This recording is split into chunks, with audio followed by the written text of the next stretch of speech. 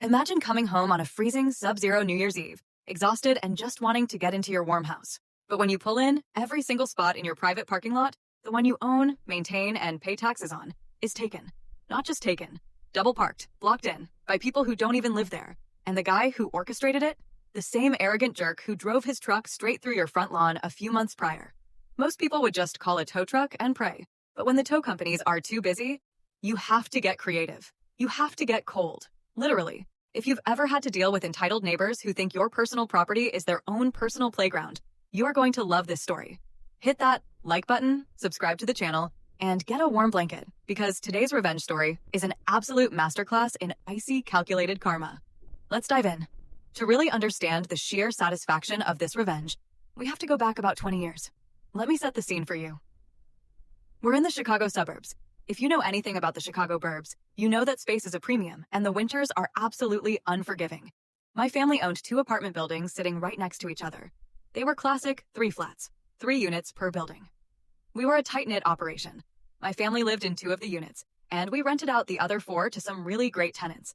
Now, the road we lived on was a seemingly endless stretch of these 3 flats, lining both sides of the street for about a solid mile. On the side streets branching off, there were single-family houses, which meant street parking was essentially a myth. If you didn't have a dedicated spot, you were walking a long, freezing distance in the dark.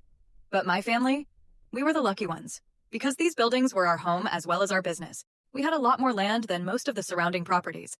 Tucked safely behind our buildings was a massive private parking lot. It was our sanctuary. We had enough space for about 16 cars. We maintained it, we plowed it when the lake effect snow dumped feet of powder on us, and we kept it safe for our family and our paying tenants. For literally decades, everything was perfect. We minded our business. Our tenants had a guaranteed spot, and there was a mutual respect in the neighborhood. But then, the shift happened. It started slowly. A random sedan parked in the corner of our lot one Tuesday. A strange SUV taking up 2 spots on a Friday night. It was annoying, sure, but at first we just assumed it was honest mistakes. People visiting friends, getting confused in the dark. But the trickle turned into a stream. Soon, our tenants were coming to us, frustrated, saying they had nowhere to park after a long day of work, because some stranger was sitting in their assigned spot. The sheer entitlement of it began to gnaw at me. This wasn't public property. This was the lot we paved, the lot we shoveled. One afternoon, I'd finally had enough. I looked out the window and saw a car I didn't recognize sitting dead center in our lot. I didn't yell. I didn't scream. I just quietly walked out to my own car, pulled it up, and parked horizontally, completely blocking this intruder in. I figured, let them come to me. Let them apologize, and I'll let them out. I went back inside and waited. About 20 minutes later, I hear an engine revving. I walk outside, expecting to find an embarrassed driver ready to eat crow. Instead, I lock eyes with the driver. He's this smug, arrogant-looking guy who clearly thinks the rules of society don't apply to him. He doesn't even roll down his window to apologize.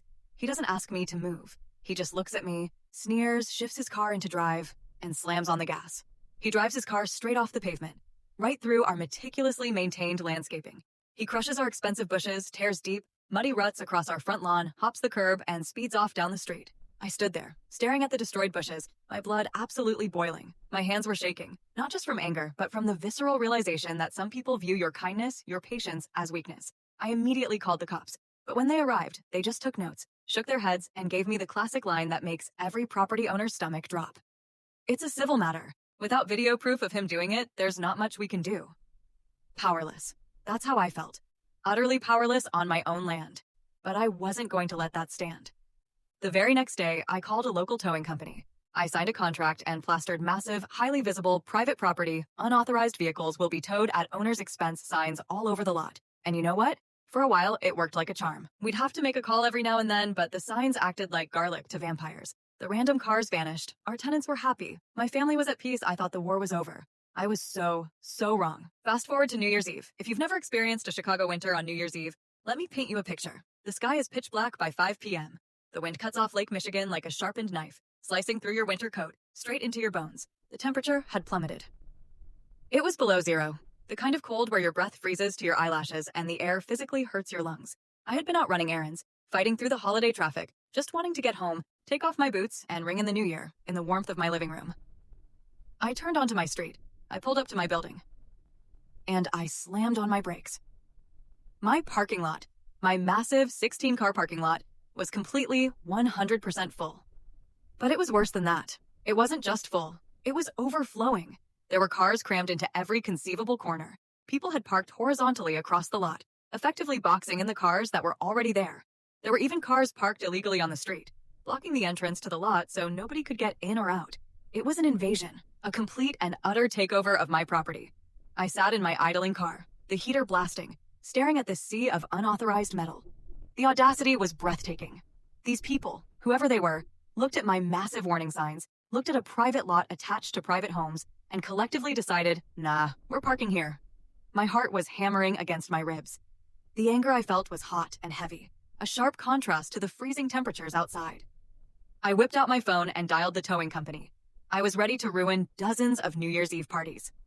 "Thank you for calling. Please hold," the dispatcher said.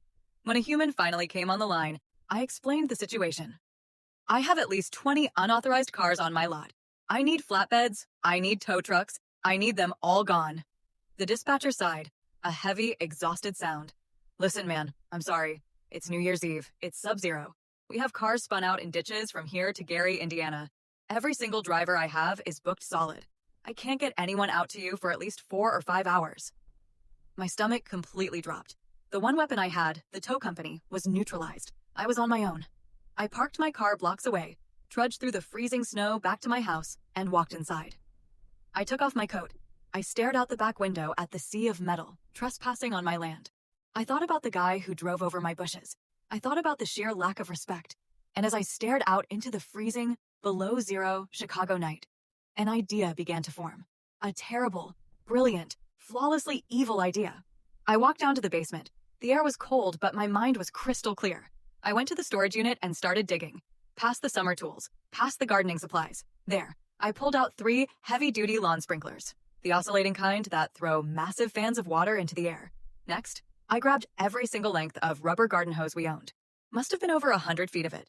Now, if you take a regular garden hose outside in below-zero weather and turn it on, the water will freeze inside the line within minutes. The hose will burst, and the plan is ruined. But I wasn't using the outside spigot. I dragged the hoses into the shared laundry room on the ground floor. I hooked the main line up to the deep utility sink faucet, and I didn't turn on the cold water. I cranked the knob entirely to hot. By running scalding hot water through the lines, the hoses wouldn't freeze. The sprinklers wouldn't ice up. The delivery system would remain perfectly functional. But once that hot water hit the freezing, sub-zero air outside, once it landed on the sub-zero metal of those cars, science is a beautiful, beautiful thing. I bundled up like I was going on an Arctic expedition. Hat, gloves, scarf. I hauled the sprinklers out into the pitch-black parking lot. The partygoers were nowhere to be seen. Probably blocks away, warm and cozy, drinking champagne, laughing, completely oblivious. I set the first sprinkler right in the middle of a cluster of 4 cars. I set the second one near the cars blocking the entrance. I set the third one near a row of shiny, expensive-looking SUVs. I went inside. I turned the hot water faucet on full blast. I walked back outside and watched. Steam was billowing off the water as it shot into the air, creating this thick, eerie fog over the parking lot. The hot water rained down on the freezing metal hoods, the windshields, the doors. And almost immediately, it began to freeze. But I wasn't just leaving them there. Oh no, I was a man on a mission. Every 30 minutes, I would put my boots back on, march out into the freezing cold, and strategically reposition all 3 sprinklers. I wasn't just getting the roofs. I was a surgeon. I aimed the oscillating spray directly at the door handles. I let it soak the mechanical locks. I angled them so the water seeped deep into the window seals, between the glass and the rubber. I blasted the front grills, letting the water drip down into the engine bays and freeze solid over the radiators. For almost 5 hours, I moved those sprinklers, slowly, methodically, painting the entire lot with layers upon layers of water. By 2 a.m., my work was done. I went outside to retrieve my equipment. The scene was breathtaking. It looked like a museum exhibit of the Ice Age. Every single car, every square inch of the asphalt, the streets surrounding the cars, it was all completely encased in a thick, unyielding, impenetrable shell of solid ice. The cars didn't even look like cars anymore. They looked like massive, shiny glaciers. I turned off the water. I coiled up my hoses, put away my sprinklers, walked upstairs, got into my warm bed, and fell into the most peaceful, satisfying sleep of my entire life. 4 a.m. I woke up to what sounded like a SWAT raid. Furious pounding on the front doors, doorbells ringing nonstop, screaming from the street. I rolled over, looked at the clock, and smiled. Happy New Year. I didn't rush. I got out of bed, put on my robe, made myself a nice hot cup of coffee, and picked up the phone. I dialed the non-emergency police line. I told them there was a mob of angry trespassers causing a disturbance on my private property. I didn't go outside until I saw the flashing red and blue lights reflecting through my window blinds. When I finally stepped out the front door, coffee mug in hand, the scene was absolute chaos. There were about 20 to 30 people shivering in parkas and cocktail dresses, slipping and sliding on the ice rink I had created. Some of them were furiously chipping at their door handles with their house keys. Others were yanking on their frozen, solid ice car doors with all their body weight, only to have their feet slip out from under them. The cops had just walked up. They were shining their flashlights over the sea of frozen vehicles, and as they took in the sheer magnitude of what had happened, I saw the officers turn their heads away. Their shoulders were shaking. They were physically struggling to hold back laughter. The partygoers descended on me like a pack of rabid wolves. What did you do? You psycho! Look at my car! I'm going to sue you. I took a sip of my coffee, looked at them, looked at the cops, and then the universe delivered the cherry on top of this beautiful revenge Sunday. One of the loudest women in the group screamed, "Our friend told us we could park here. He owns a building down the street. He said you guys never use this lot." I perked up. "Friend? Who's your friend?" She pointed down the street, and marching toward us, looking furious, was a man I recognized instantly. It was the bush driver, the arrogant, smug jerk who had destroyed my landscaping months ago. He owned an apartment building several blocks away that had zero parking. So, for his massive New Year's Eve blowout, he had told all of his guests to just dump their cars in my private lot, assuming I would just roll over and take it like I had when he destroyed my yard. The bush driver got right in my face. He started screaming at the cops, demanding I be arrested for vandalism.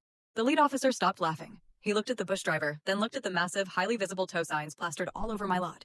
The officer turned to the crowd. "Does this man," he pointed at me, "own the property your cars are parked on?" The crowd grumbled. The officer looked at me. "Sir, did you give these people permission to park here?" "Absolutely not," I smiled. "In our town, the police have a specific jurisdiction rule. They can legally issue traffic and parking citations on private property if they have the property owner's explicit permission to do so." I looked the officer dead in the eye. "Officer, you have my full enthusiastic permission to ticket every single one of these trespassing vehicles." The crowd lost their minds, but the cops just pulled out their ticket books. Every single ice-encased car got a hefty, expensive citation tucked firmly. Well, they couldn't tuck it under the windshield wipers because they were frozen solid to the glass, so they taped them to the ice. But wait, it gets better. Remember the tow company? The one that was too busy earlier? Well, it was 4:30 a.m. now. The rush was over. I made the call, and within 30 minutes, a parade of flatbed tow trucks came rolling down the street. The partygoers were shivering, crying, begging the tow truck drivers to stop. But the drivers just looked at the massive ice blocks. Because I had deliberately sprayed water into the locks and into the door seams, not a single one of these people could get into their cars to move them. They were entirely locked out of their own vehicles. And so, one by one, the tow trucks hooked up these solid blocks of ice and dragged them away. The bush driver stood there, humiliated in front of all of his friends, who were now screaming at him because his terrible advice just cost them hundreds of dollars in tickets and impound fees, not to mention a very cold, very expensive taxi ride home. I finished my coffee. I looked at the bush driver. I didn't say a word. I just smiled, turned around, walked back into my warm house, and locked the door. I only have one regret about that night. I really, really wish I had a video camera. You know, there's a distinct difference between being petty and serving justice. When someone pushes you, violates your space, and relies on your politeness to get away with bad behavior, sometimes you have to speak their language. The bush driver thought he could bully a family and use their land as his personal overflow lot. Instead, he learned a freezing cold lesson about boundaries and alienated every single one of his friends in the process. Sometimes, revenge is a dish best served cold. But in this case, it was best served at absolute zero. If this story gave you absolute chills, the good kind, smash that like button right now. And I want to hear from you in the comments below. What's the most satisfying, perfectly executed revenge you've ever witnessed or pulled off? Drop your stories down there. I read every single one of them. And of course, if you want more deeply satisfying tales of karma, make sure you hit that subscribe button and ring the bell so you never miss a video. Stay warm out there, and I'll see you in the next one.